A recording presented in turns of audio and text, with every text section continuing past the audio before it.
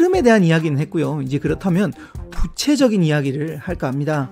유튜브도 마찬가지예요. 현재 본인의 본업을 갖다가 하는 게 제일 좋은 것 같아요.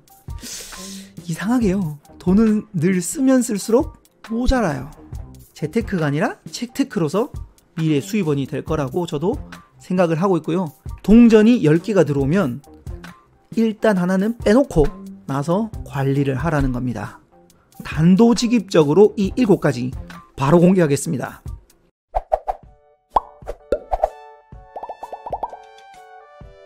안녕하세요. 책을 버스킹하는 남자 이창현 작가입니다.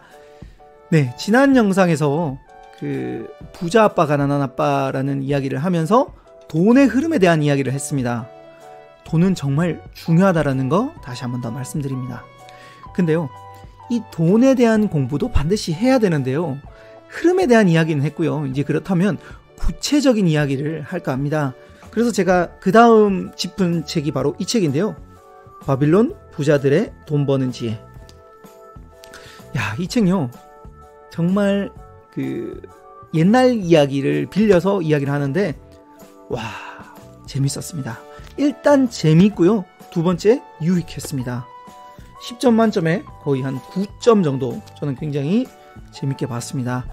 그 중에 오늘은 여러분들께 내 지갑에 돈을 채우는 방법, 부를 축적하는 7가지 방법에 대한 이야기를 한번 할까 합니다.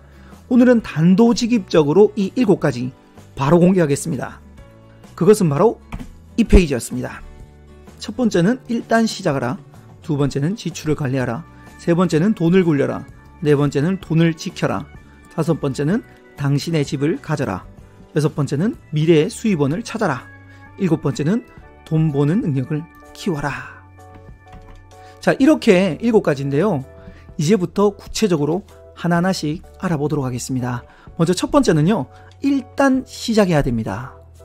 일단 뭐든 좋습니다. 뭐든 좋으니까 자신의 일을 통해서 수익을 발생시켜야 되는데요, 부자가 된다고 해서, 돈을 많이 번다고 해서 무작정 그 일을 바꿔서는 안 됩니다. 이 책에는 이 부분이 있었는데요, 여러분들은 진정으로 부자가 되고 싶다면 어디에서 시작해야 되겠습니까?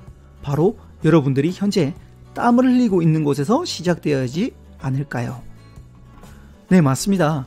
현재 땀을 흘리고 있는 그 분야에서 수익을 거둬야 합니다. 이 책에 이런 게 있었습니다. 저는 서생입니다. 토판에 기록을 새기는 사람입니다. 부자가 이렇게 이야기합니다. 그렇구만, 나도 바로 그런 일을 하면서 돈을 벌었지. 그러니까 자네도 나처럼 부자가 될 가능성이 있다. 한 명은 백정이라고 말합니다. 네, 그 염소를 사서 도살을 한 다음에 고기는 주부들에게 팔고 가죽은 구두로 만들어서 사람들에게 팔아서 수익을 올리면 됩니다. 그러면 그런 식으로 해서라도 부자가 될 가능성이 있다고 이야기합니다. 진짜 중요한 것은 지금 현재 내가 땀을 흘리고 있는 곳에서 시작을 해야 된다는 겁니다. 저도 유튜브를 할 때 어떤 것을 할까 고민을 되게 많이 했는데, 먹방이라든지 아니면 이렇게 약간 독설이라든지 이런 것들이 많지만 유튜브도 마찬가지예요. 현재 본인의 본업을 갖다가 하는 게 제일 좋은 것 같아요. 네, 저도 그랬듯이요. 그래서 일단 시작하십시오. 어디에서? 현재 자신의 분야에서 말입니다. 그러면 두 번째입니다. 두 번째는요, 지출을 관리해야 합니다. 우리는요, 수익이 생깁니다. 수익이 생기면 이 100%의 수익을 놓고 관리를 하려고 하는데요, 이 100% 수익을 쓰다가 보면 돈은 늘 남습니까? 아니면 모자랍니까? 네, 이상하게요, 돈은 늘 쓰면 쓸수록 모자라요. 근데요, 이 중에 다 쓰는 게 아니라 90%, 즉 수입의 90%만 예산을 세우고 10분의 1, 10%는 절대 건드리지 마십시오. 즉 동전이 10개가 들어오면 일단 하나는 빼놓고 나서 관리를 하라는 겁니다. 처음에는 9개로 어떻게 하냐라고 어떤 사람이 이야기를 합니다. 너무 빡빡할 것 같다. 근데요, 허리띠를 졸라 매면요, 처음에는 조금 힘들어요. 근데 시간이 지나면 이게 적응할 만합니다. 적응할 만해요. 그래서 그 9개로 예산을 세우고요. 예산을 세울 때는 반드시 적어야 된다라는 겁니다. 우리가 흔히 말해서 뭔가 쇼핑을 가잖아요. 쇼핑 갈 때 리스트를 적거나 이렇게 가면 다른 구매를 잘 안 합니다. 근데 이 리스트를 적지 않으면 어떻게 됩니까? 가다가 충동 구매를 하게 되죠. 이게 왠지 좋아 보이는데 이러고 한 개 사기도 하고 이렇게 한 개 사기도 하고, 그렇게 하다 보면 충동 구매가 일어나서 예산을 오버할 수가 있다는 겁니다. 그래서 90%의 예산으로 리스트를 반드시 작성하십시오. 리스트를 작성하지 않으면 변경되고 오버될 수도 있다는 겁니다. 그래서 돈은 관리할 수 있게 리스트로 작성해야 된다는 겁니다. 세 번째는요, 이제 그 10%씩 모았잖아요. 10%씩 이렇게 모았다면, 제가 지난번에 말씀드렸죠. 시드머니, 종잣돈을 생기면 이제 돈을 굴리면 됩니다. 근데 돈을 굴릴 때도 마찬가지예요. 아무 곳에 굴리면 될까요? 안 될까요? 안 됩니다. 이체에도 마찬가지. 이 부자가요, 자기도 실수를 했는데 벽돌 상인한테 보석에 대해서 이렇게 물었답니다. 그래서 본인이 잘 모르는 분야는 가급적이면 투자를 하지 마십시오. 본인이 잘 모르는 분야. 그래서 본인이 현업을 하고 있거나 아니면 다른 사람에게 조언을 구할 수가 있는 데가 있습니다. 네, 보세요. 다음에라도 보석에 대해서 조언을 얻고 싶다면 보석 상인을 찾아가고, 양에 대해서 알고 싶다면 목동을 찾아가게, 진정으로 가치 있는 조언만 선별해서 듣도록 하게. 네, 주변에서 유혹들이 굉장히 많습니다. 근데 진짜 중요한 것은 이 전문가라든지 정말 본인이 잘 아는 그런 분야에서 돈을 굴려야 합니다. 왜냐? 바로 이 네 번째에 있습니다. 네 번째가 바로 돈을 지켜야 되기 때문입니다. 돈을 지킬 때 다른 말로 투자의 1원칙은 원금의 안정성이라는 겁니다. 일확천금. 네, 일단 돈을 많이 얻고 싶죠. 욕심이 막 생깁니다. 근데요, 이렇게 욕심이 많으면 많을수록 리스크, 즉 위험성은 엄청나게 커집니다. 그래서 그 수익이 적더라도 안정적인 곳에 투자하는 게 가장 맞습니다. 그렇게 굴려서 나중에 이제 정말 큰 금액이 되는 거지, 처음부터 부자가 된다면 모두 다 부자가 될 거 아닙니까? 그렇게 해서는 절대 안 되고 안정 있는 곳을 투자하는 게 진짜 중요합니다. 자, 다섯 번째는요, 집을 가져라는 겁니다. 왜 집을 가져야 되냐면, 여기 보시면 그 임대료 이런 게 비싸요. 이율보다 임대료가 비싸다면, 네, 그 대출 좀 받아서 본인이 모은 돈과 대출금을 통해서 집을 가지면 좋습니다. 왜? 집을 일단 가지면 안정적이 됩니다. 가정이 화목해야 밖에 나가서 돈을 벌든지 이게 잘 굴러갑니다. 가와만사성이라 그러잖아요. 네, 그래서 집을 잘 만들어 놓으면, 즉 집을 잘 사면 정말 이득이 되는 게 많습니다. 그래서 가급적이면 이 돈을 모았다면 일단 집부터 구매하는 것이 좋습니다. 물론 부동산이 될 수도 있지만, 네, 여기서 말하는 건 일단 안정적인 주거지, 주거를 목적으로 한 집부터 말씀드리는 겁니다. 여섯 번째는요, 미래의 수입원입니다. 미래의 수입원이라고 하면 다양한 것들이 있는데, 본인이 일을 하지 않아도 수익이 발생되는 그런 것들을 말합니다.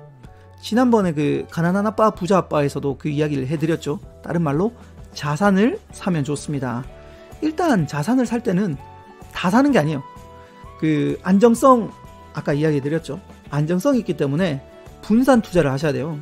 일단 첫 번째, 노후 대비. 네, 노후에 대해서 대비해야 됩니다. 그래서 그 연금이라든지 이런 것들을 위해서 노후 대비를 일단 하시고요. 두 번째, 약간의 리스크가 있더라도 주식이라든지 채권 이런 거. 그리고 세 번째는 부동산. 이런 것에 투자를 하는 게 좋습니다. 즉 나중에 돼도 가치가 이렇게 떨어지지 않는 곳에, 그리고 그 나이가 들어서도 미래의 수입원이 될 그런 것에 투자하면 좋습니다. 물론 돈이 많아야 되겠죠. 근데요, 저는 이렇게 미래의 수입원 중에 하나가 바로 그때 말씀드렸다시피, 네, 여기 있네요. 책을 쓰는 이유. 네, 이것도 마찬가지. 책을 통해서 재테크가 아니라 책테크로서 미래 수입원이 될 거라고 저도 생각을 하고 있고요. 현재 하는 유튜브, 물론 유튜브가 수익을 크게 발생시키진 않지만 이게 누적이 되다 보면 나중에는 지금보다는 훨씬 더 큰 금액을 가져다 줄 거라고 저는 생각을 합니다. 그래서 유튜브에도 꼭 투자를 한번 해보시면 좋을 것 같습니다. 좋은 거는 뭐냐면 책 같은 경우에는 그렇게 큰 금액이 안 들어요. 그리고 유튜브도 마찬가지.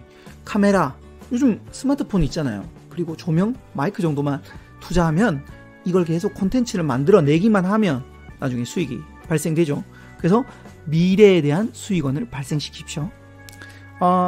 대표적인 예가 제가 아는 한 분이 제가 책을 이야기를 말씀드리고 그리고 이분도 다른 분들이 책을 써서 수익을 발생시키는 것들을 봤습니다. 물론 브랜딩도 마찬가지죠.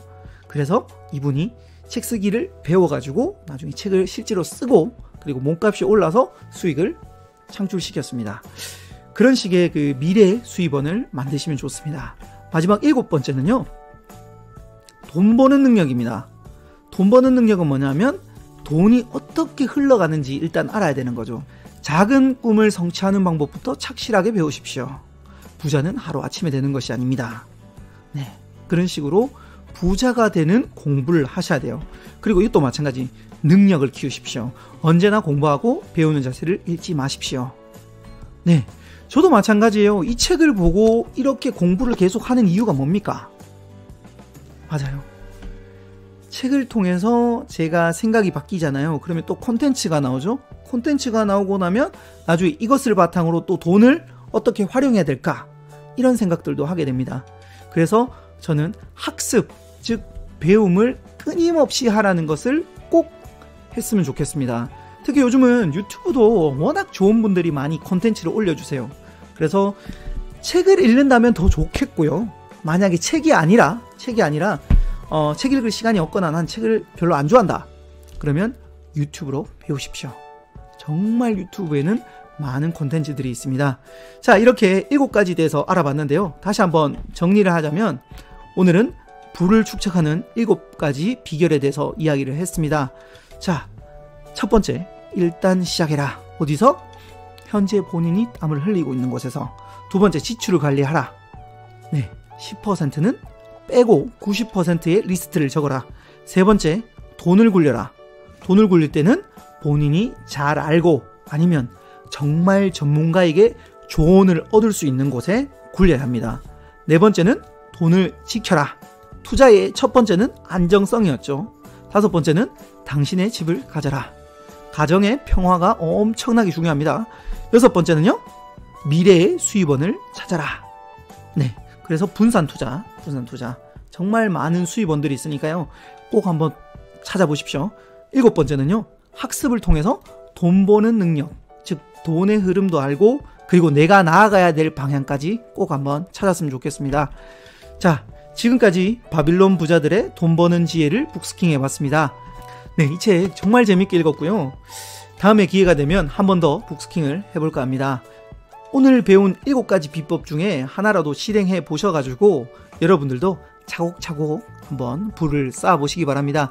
이 영상을 보시는 모든 분들이 부자가 되길 기원드립니다.